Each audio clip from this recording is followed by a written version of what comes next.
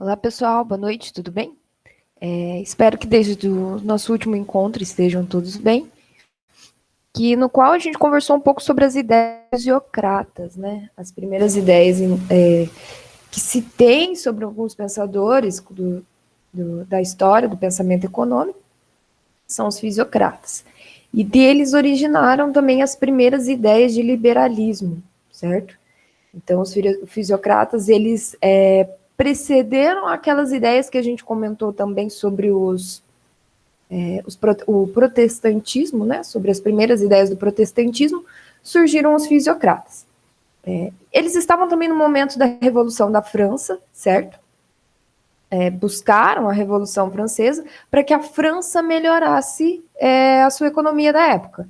Então, houve-se essas primeiras lutas sociais, essas primeiras buscas para que melhorasse a economia da França na época, correto? Então, basicamente, a gente analisou os primeiros fisiocratas que conhecemos. Eu vou compartilhar a tela com vocês para a gente discutir melhor nossos assuntos.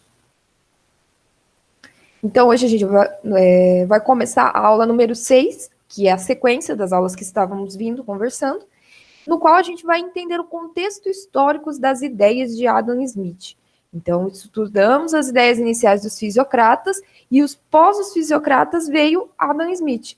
Mas a gente precisa entender o porquê que Adam Smith quis estudar a economia da época. Então, a gente vai analisar primeiro o contexto histórico das ideias dele.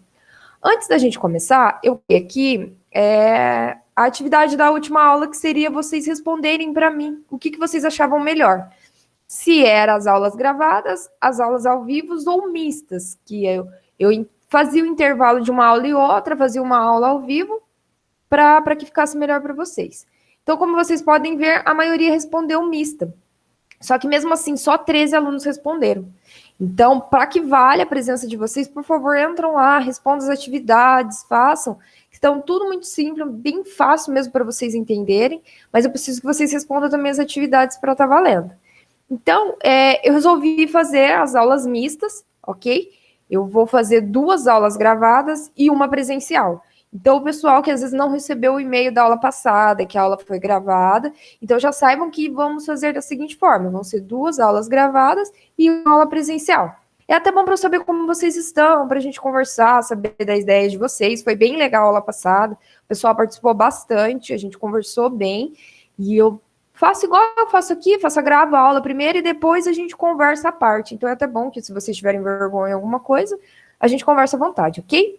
Então vamos continuar com as ideias de Adam Smith. Então esse pensador que a gente vai iniciar conversando, falar um pouco sobre ele, é Adam Smith, que ele viveu entre 1723 e 1790. Ele nasceu na Escócia, onde viveu quase toda a sua vida. Ele cursou as universidades de Glasgow e Oxford entre 1737 e 1746 e foi professor em Glasgow em 1751 até 1764. E em 1759 ele publicou uma de suas principais obras, que é uma parte da filosofia, que é um tratado da filosofia social e moral. Então, antes dele escrever até A Riqueza das Nações, que a gente vai conversar mais sobre ela também ao longo das próximas aulas, ele fez essa análise inicial, no qual estuda a teoria da moral e do sentimento, que seria um tratado um tratado de filosofia social e moral, no qual ele estudava a sociedade e a moralidade dentro da sociedade nessa época. Então, ele passou 2 anos na França, entre 1764 a 1766, onde ele entrou em contato com muitos dos principais intelectuais franceses, dentre eles os fisiocratas Quesnay e Turgot. E em 1776, ele publicou sua obra mais importante, que geralmente é conhecida por A Riqueza das Nações. Então, note que nesse período que ele viveu na França e que ele estudou as ideias dos fisiocratas e começou a entender como funcionava a economia daquela época, foi que a partir disso ele começou a escrever o livro A Riqueza das Nações. Então, Smith, ele se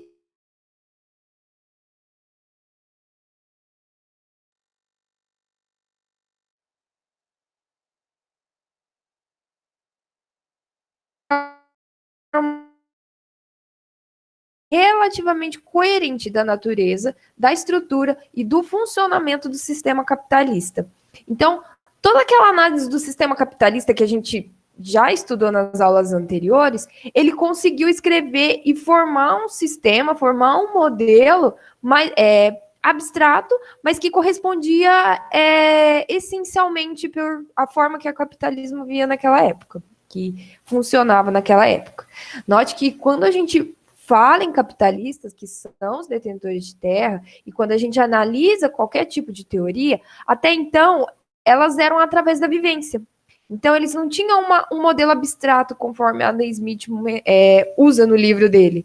Ele tem, sim, até os fisiocratas estudavam pela vivência, e não só por outras teorias existentes. Então, por isso que eles são os precursores, porque os fisiocratas analisaram a economia da época e fizeram um modelo a partir disso, e Adam Smith foi até conhecer esse modelo, estudar tudo isso e conseguiu mostrar um modelo abstrato de como as nações trabalhavam, de como era a riqueza das nações, como se trata o livro.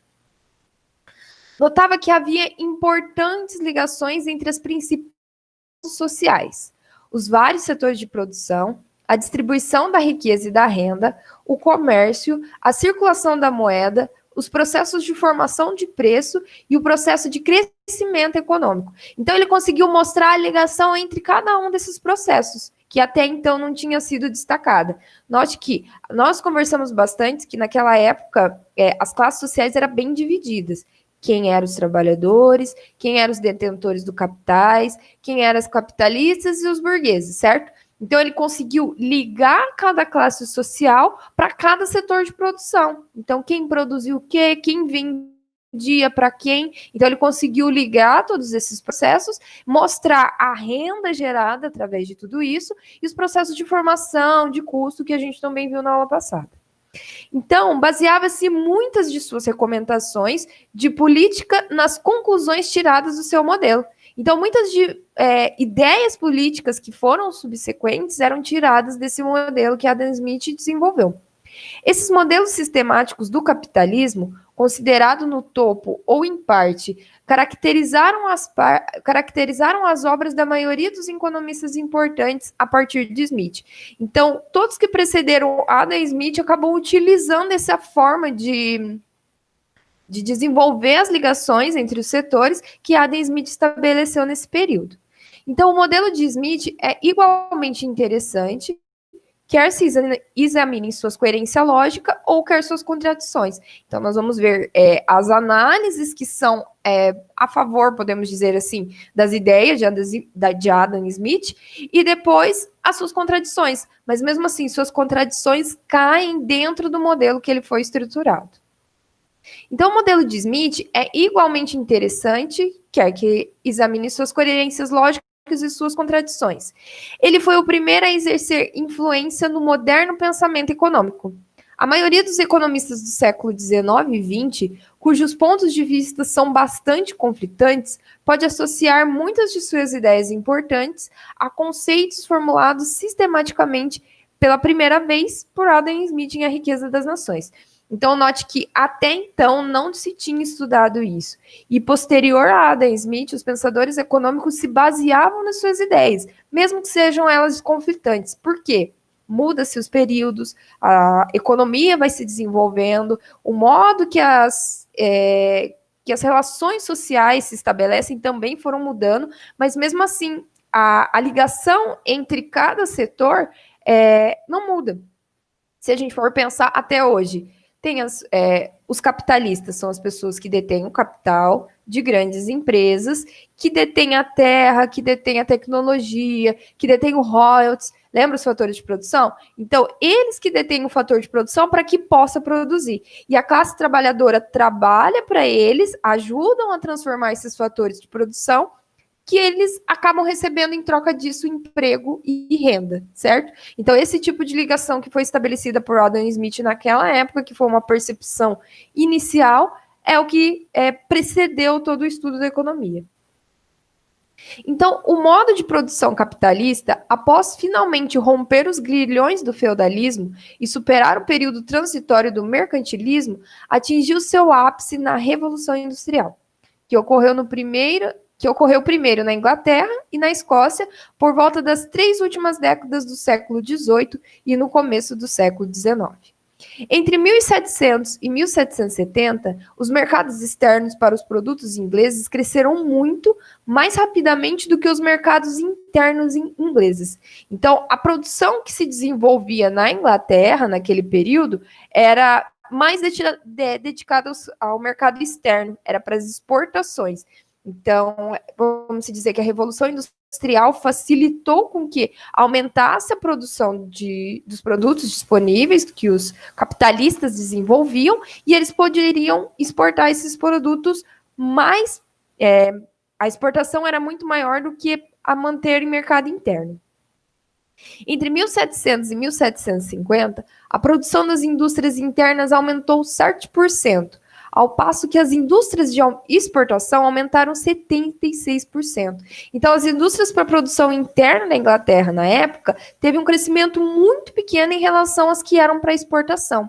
Por quê? Porque com as exportações, eles obtinham maior lucro, maior valor agregado em cima dos produtos. Então, eles conseguiam vender a um custo muito maior. Então, eles conseguiam aumentar, eles aumentaram a produção da indústria para exportação nesse período. Para o período de 1750 a 1770, os respectivos aumentos foram de 7% e 80%. Nota-se que também, após esse período que a gente viu que a indústria estava crescendo 76%, no período posterior a essa indústria, nos 20 anos que se sucederam a esse período, a indústria interna ainda se manteve no 7% e a indústria de exportação cresceu 80%. Então, mesmo assim, ela se manteve no mesmo nível, a indústria interna, para poder suprir as necessidades, mas a indústria externa, a indústria de exportação, aumentou 80%. Esse rápido crescimento da procura externa por produtos industrializados ingleses desencadeou na Revolução Industrial, que acabou determinando uma das transformações mais fundamentais na vida humana da história.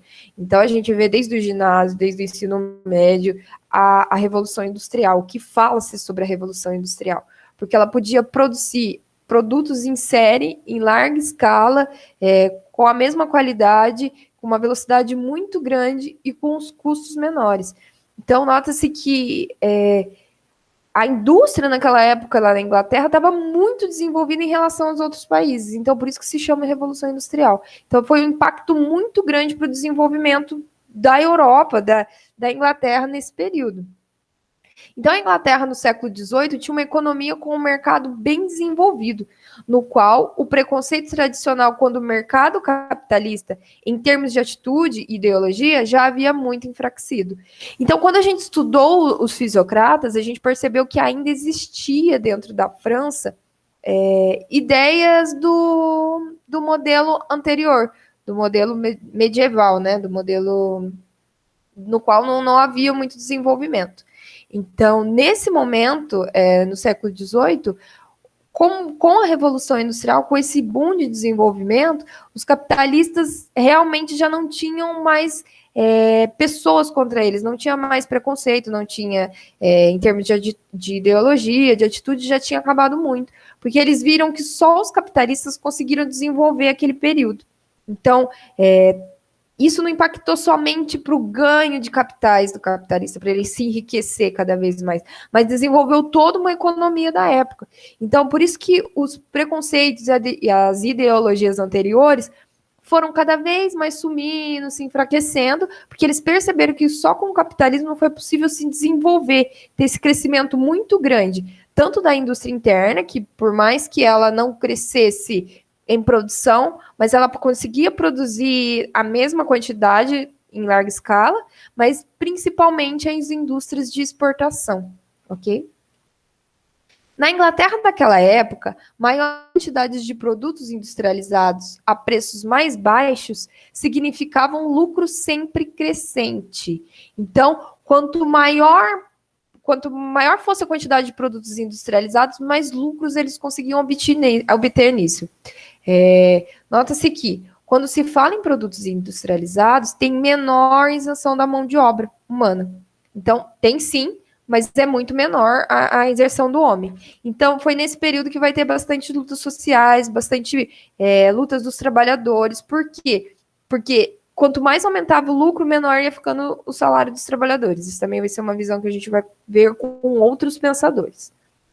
Assim, a busca do lucro, estimulada pela crescente procura externa, foi o motivo da virtual explosão de inovações tecnológicas ocorridas em fins do século XVIII e no início do século XIX.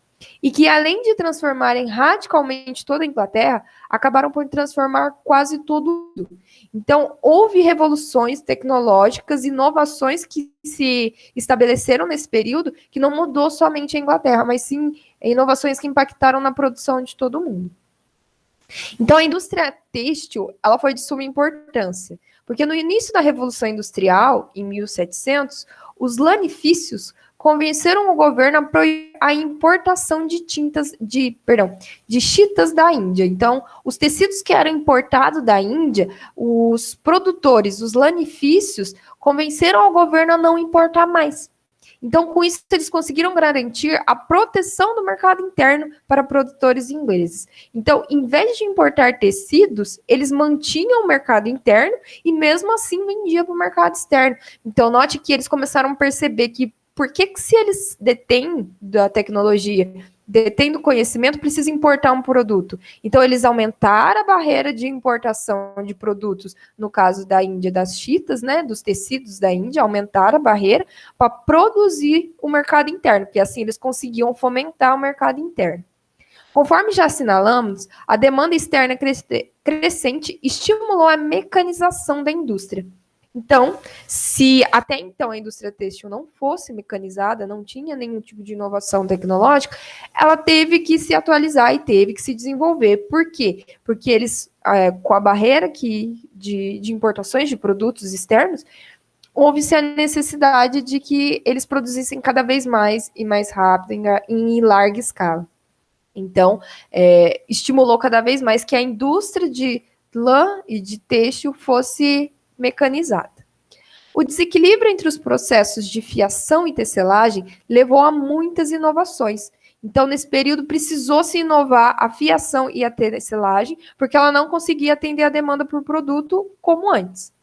Então, a roda de fiar não era tão produtiva quanto o tear manual, especialmente após a década de 30, quando foi inventada a lançadeira móvel, que tornou o processo de tecelagem bastante rápido. Esse desequilíbrio foi invertido graças a 3 invenções posteriores.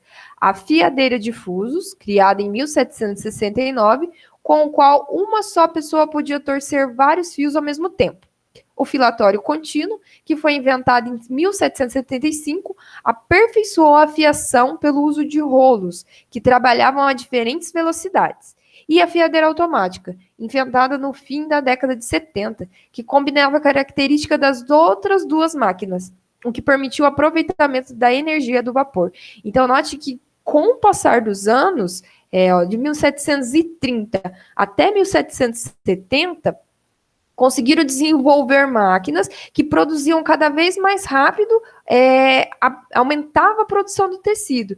Seja que uma pessoa só torcia vários fios ao mesmo tempo, seja que usar vários tipos de rolo diferentes, então eles conseguiam desenvolver um tecido diferenciado, ou outras máquinas que exigiam energia a vapor, que foi inventada nesse período, auxiliou muito no desenvolvimento do setor de fiação e tecelagem. Note que, se a gente for trazer para os nossos dias atuais, se a gente for pensar para hoje, é de suma importância o desenvolvimento da indústria para o crescimento de uma nação. Isso mostra claramente nesse período. A Inglaterra, a Europa e depois o resto do mundo só se desenvolveu com o avanço da tecnologia e da indústria, com a produção de larga escala, porque só assim poderia atender mais pessoas mais rápido e com a mesma qualidade, ok? Essas invenções podiam ser usadas de maneira mais econômica em fábricas localizadas perto das fontes de energia hidráulica e, mais tarde, energia a vapor. Então, eles notaram que se eles também tivessem essas fábricas mais próximas das fontes de energia, a energia chega mais rápido e eles conseguiam desenvolver melhor ainda o produto. Mais rápido conseguiria ter a energia para ligar as máquinas e as tecnologias disponíveis. Então, Richard, que se dizia o inventor do filatório contínuo, levantou capital suficiente para colocar em operação muitas fábricas, cada uma delas empregando de 150 a 600 pessoas. Imagine para aquele período, para essa época, final da década de 18, uma fábrica com máquinas a vapores que empregava de 150 a 600 pessoas. Imagina a quantidade de produção que eles conseguiram desenvolver nesse período. Foi muito grande. Outros seguiam seu exemplo, a produção têxtil na Inglaterra, outros seguiram seu exemplo. E a produção têxtil na Inglaterra se transformou rapidamente, de pequenas oficinas domésticas a uma indústria fabril. Então, lembra quando a gente analisava os artesãos que tinham pequenas oficinas, que produziam pequenas quantidades de tecido, que desenvolvia de maneira manual tudo isso? Então, foi num espaço de tempo relativamente pequeno, pensando, que houve esse desenvolvimento muito grande. Então, aquilo que estava até no máximo 3 pessoas, chegou a empregar fábricas com 600 pessoas para aumentar a produção têxtil desse período. A indústria metalúrgica também teve um papel muito importante na arrancada inicial para a produção fabril mecanizada. O carvão... Nossa, tá difícil, hein? O carvão vegetal ainda era usado para fundição. Então, quando se fala em indústria de metalúrgica para fundir metal e fazer diferentes tipos de produtos com metal, utilizava-se ainda o carvão vegetal para fundir esse metal. Então, isso também era mais lento, demandava maior quantidade de carvão, maior tempo com fogo para poder fundir o metal. Em 1709, Abraham Darby desenvolveu um processo para a produção de coque de carvão, para ser usado no processo de fundição. Empresários de muitas outras indústrias viram a possibilidades de maiores lucros se conseguissem aumentar a produção e baixar os custos. Nesse período, houve um verdadeiro surto de atividades inventivas. Então, deu certo com a indústria, com o setor, os outros setores foram em cadeia. Eles começaram a perceber que se a indústria têxtil se desenvolveu com essas tecnologias, as outras indústrias, os outros setores também se desenvolveriam. Então, note que do carvão vegetal para o coque de carvão, que conseguia gerar mais energia de um espaço maior de tempo, ele conseguia aumentar a produção e reduzir os custos. Esse é o objetivo principal de qualquer indústria até hoje. Não há dúvida de que a mais importante dessas inovações foi o desenvolvimento do motor a vapor. Iniciou-se o estágio final e mais decisivo da Revolução Industrial. Libertando-se de seus últimos grilhões, o vapor permitiu o enorme e rápido desenvolvimento da indústria em larga escala.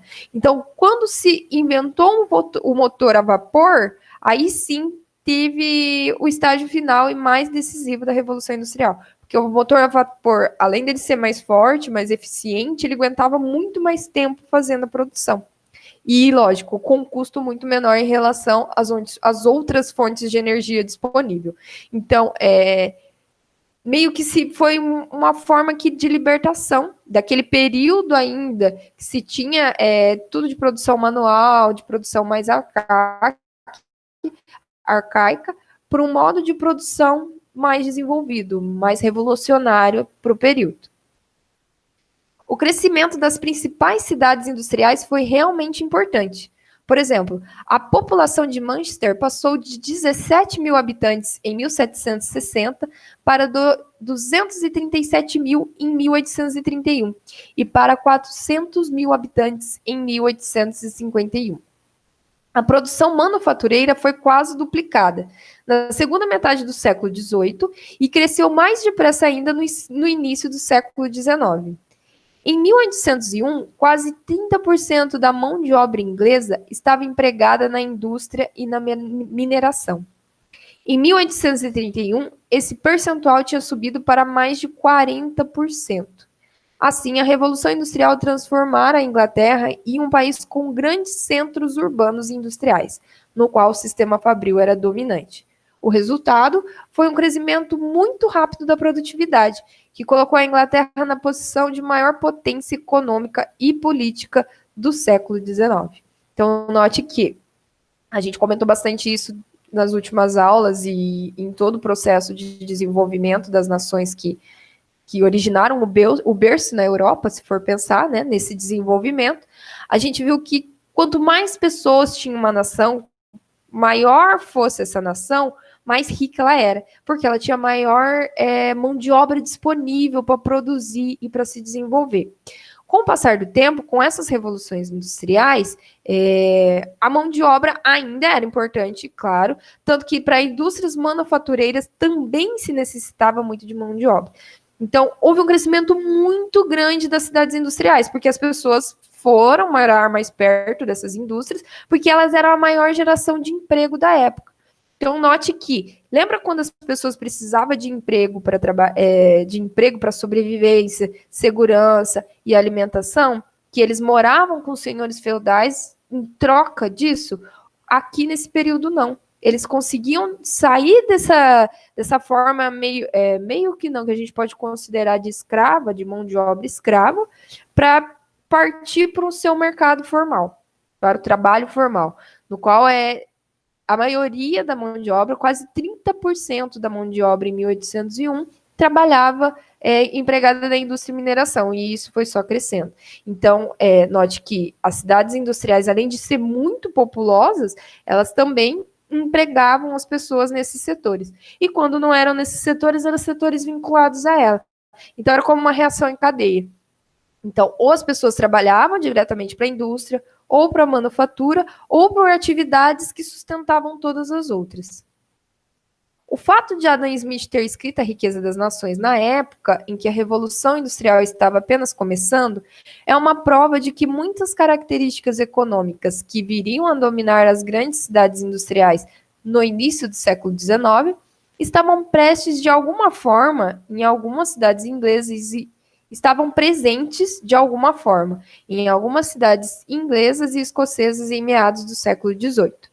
Smith, analisando a organização econômica da indústria de sua época, conseguiu claramente observar mais ou menos como norma o que muitos historiadores e econômicos de hoje, com uma visão de retrospectiva da mesma época, só conseguiam observar como exceção.